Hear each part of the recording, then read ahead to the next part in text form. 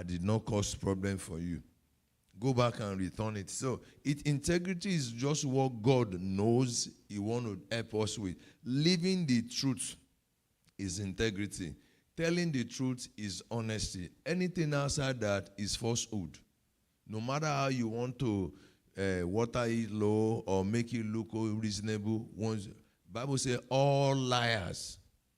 You understand? If we talk about all liars, Bible says they that make lies, there are people that make it. All liars will find their portion in the lake of fire. All liars, he said. So there are things that you can half truth. They say half truth is still falsehood. That's what the Oyibo people in British said. Half truth is falsehood. You're not saying that. Tony Blair, the former Prime Minister of Britain, they asked him a question one time like that, and he said, I didn't lie, but I choose not to say the truth. I said, this man, politicians, they are very confusing. I said, they asked him, you did? He said, no, I never lie, but I choose not to say the truth. Look at how tricky that is. Some people are like that. They are very tricky. But if you are not patient, you run into the issue. And we went further, as a recap, into that before we, to start to read more of the introduction of somebody can have, be honest, he may not have integrity. But it is impossible for you to have integrity and you are not honest. It's not possible because it's an offshoot. It's an offshoot. You go into that, and from the manual we read that integrity comes from the Latin word integras, which means the honest and unbroken state. Integrity means being honest and having strong moral principle, consistent doing what is right. That's what I'm talking about, that living the truth consistently. You are not wavering. You are not, I'm going to read my Bible. No matter the pain, I'm going to pray. No matter how, yes, natural means will scream at you. Remember what I said last week. Anything that will do you good, anything that will make you do good, natural means will tell you. It could come as a matter of things you can like, you know what, I will do it tomorrow. I will do it. Even the salvation of some people.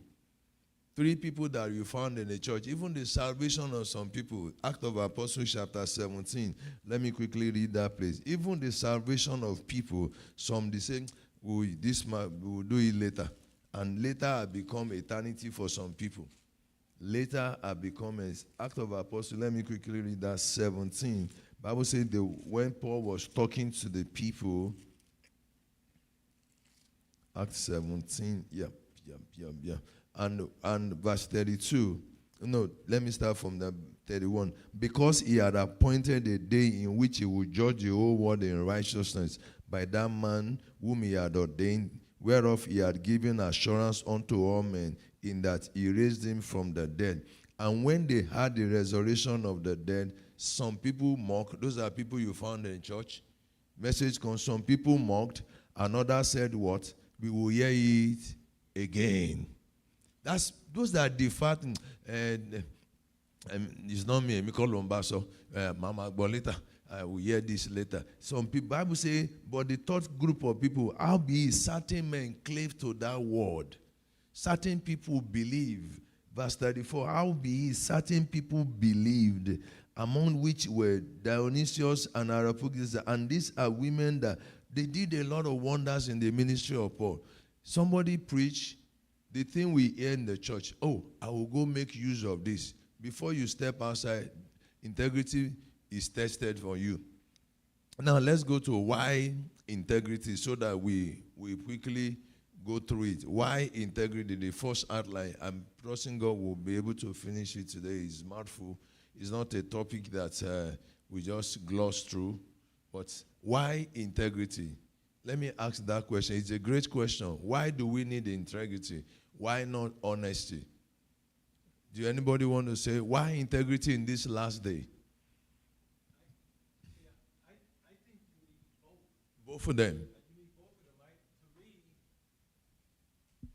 To me, integrity and honesty, they run parallel with each other. If you don't have integrity, I'm going to question your honesty. And if you're not honest, I'm going to question your integrity, because both of them, they're examples of your character.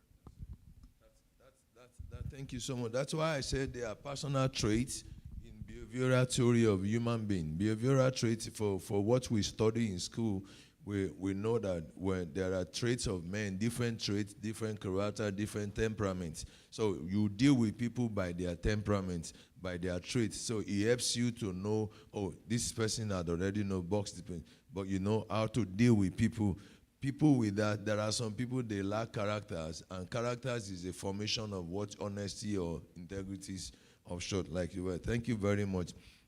It's integrity is from the manual I'm reading now. Integrity is a personal trait that does not make a person become waver or unstable. Can we read Isaiah chapter 33, verse 15?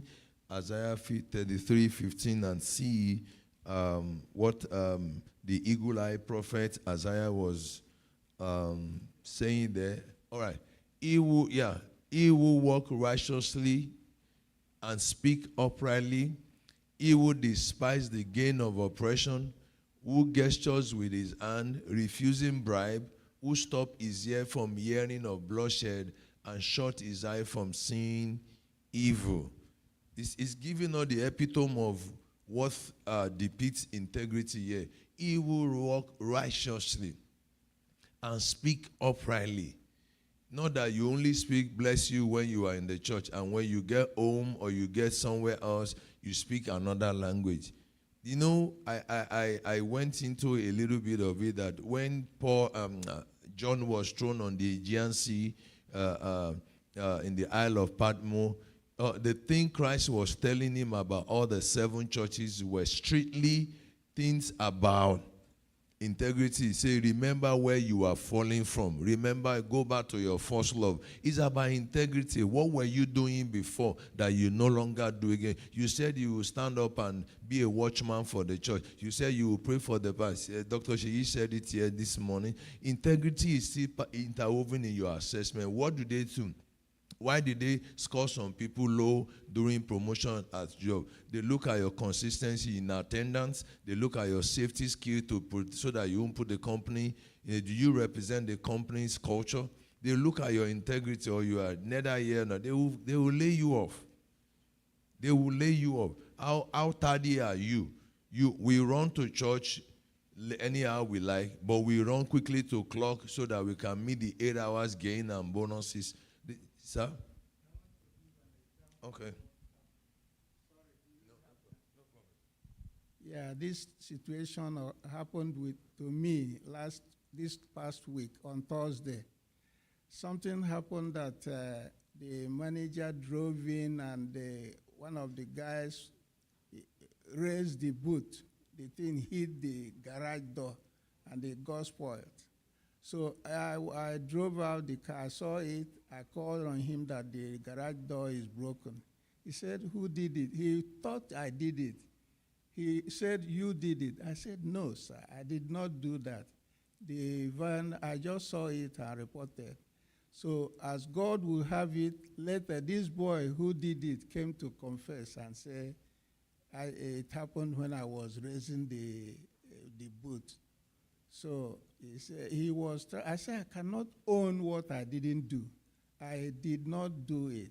I said, okay. Later he said, I know you, and I believe you. So that's when you vouch for people by integrity. You know, it's the day we are in that people can no longer vouch for. Dr. Sheyi says something, even when Bible says, confess your faults one to another. If I'm not so sure of you, I can't come and tell you, hey, this is how it is. So that makes the whole thing, everybody bottling into heart and like, who do I tell? Who do I speak this into? Because this person is a flippant. The mouth is he or she flips. So once is as good as stand in the public than to tell the person. Go and, so that's why people cannot confide in anybody again, and devil is gaining ground to make division in the church. But Bible says confess, because integrity, can you vouch for this person? Bible says, for I know Abraham. Abraham at that time had no kids. I know Abraham. He will teach his children after my way. That's an integrity. I know this person. I know this. I know if I call Brother Boma, he will still be awake at this time. I know if I call, those are things they know you for. And don't go on. There are some people we know their integrity in the negative perspective. Don't go there. Don't even try it. There are some people you understand the negative perspective of integrity. Don't try it. So we've seen it why integrity is an essential. Integrity is a quality that shows that we can be trusted. From the manual, if you are reading it with me, is a quality that shows that we can be trusted and rely on. We can be trusted and relied on. 1 Samuel chapter 12, verse 3 and 4, we want to talk about the impeccable leadership under the prophet of Psalm. 1 Samuel chapter 12, verse 3 and 4. Samuel was going. I wish leaders could do that they won't need to probe a leader or audit a leader before they say, okay, 1 Samuel chapter 12, 3 and 4. The Bible says, and when the people had come, 1 Samuel chapter 12, chapter 12, verse 3 and 4. Yeah, here I am. Samuel, that was a leadership test under Prophet Samuel. Witness against me before the Lord and before his anointed. Whose ox have I taken? Or whose donkey have I taken? Or whom have I cheated? Do you understand? Look at the leadership assessment of Prophet Samuel. When he was going, when he was leaving, who have I cheated? Whom have I oppressed? Or from whom have I received any bribe, which is to blind my eye? I will restore it if you can make mention of it. But can it be said of leadership today? Can it be said of people today? Even people that we give the grandeur to. Oh, this is the general, this is the zonal superintendent. The way they embezzle church money, the way people cannot be trusted with the sweat of, I listen to a lot of people. Don't let us not go there. Let's not go there because it's so sad. But Jesus said in John chapter 14, the last verse, don't go there. He said, the prince of this world cometh, and he cannot find anything in me. Can we say, I said it here, you will not value your salvation until you are faced with death. I've been there. I know what it is. You will not value salvation until death is, there's nothing you want to do again. Then you will value this. It will play like movie in your head in the space of time. You play, you will say, have you cheated somebody? And they said, you have not cheated us or oppressed us, nor have you taken anything from any man's hand. And that's a witness. Your boss could say, I know you. You can't do it. That's the same thing. Can it be said of you? Oh, have you run other people down? Have you done this? Have you done? Can it be said of you? He said, check me. Let every man look at me. Paul said, tell me also. We are broken. Here I am, witness against me. That's the leadership test, impeccable leadership test under that great man of God. People of integrity, honor, and they honor commitments and keep promises. People of integrity, they need not to be a Christian. But we that will call ourselves Christian, we are void of all of these traits. We so call ourselves Christian, but we don't honor commitment. We don't keep promises. For example, as workers, what time should we be in the church? What time should we be in the church when they make an announcement? Ma'am? What time should worker be in church?